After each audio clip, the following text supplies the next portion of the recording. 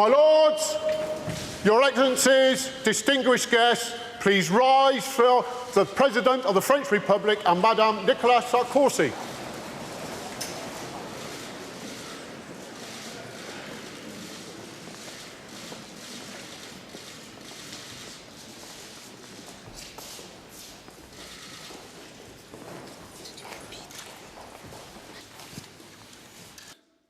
Owes much to France.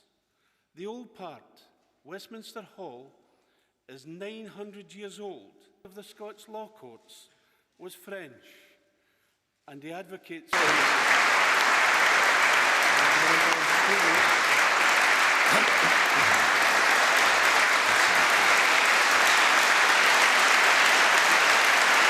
So many French citizens, particularly children, visit our Parliament. Et je veux dire une chose, au nom du peuple français.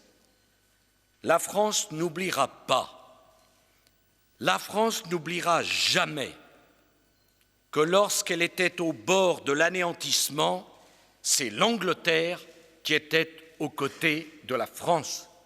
Au nom du peuple français, je suis venu vous dire un merci éternel. Nous n'avons pas oublié parce que nous n'avons pas le droit d'oublier ce que de jeunes Britanniques ont fait pour la liberté du peuple français. La France n'oubliera jamais.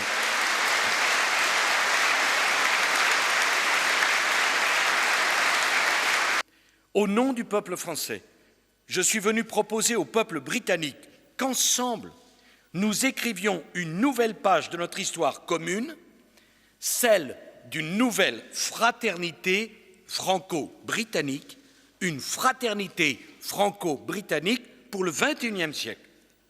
Nous souhaitons plus d'entente, plus de coopération entre nous.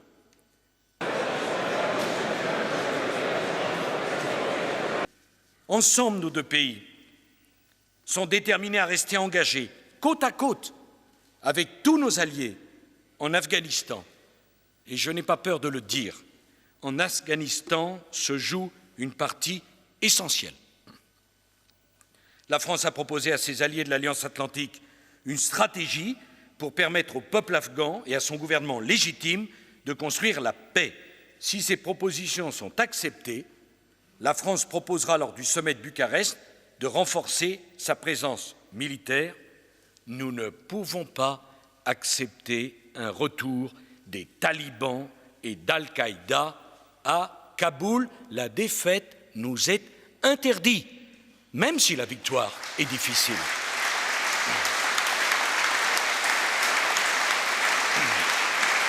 Ensemble, nous devons nous battre pour le respect des droits de l'homme, le respect des identités culturelles, le respect des identités religieuses. C'est le message que le Royaume-Uni et la France doivent porter auprès des autorités chinoises à propos du Tibet, en soulignant qu'il n'y aura de solution dans le cadre de la souveraineté chinoise qu'à travers un dialogue entre le Dalai Lama et le gouvernement de Pékin. Sur tous ces sujets,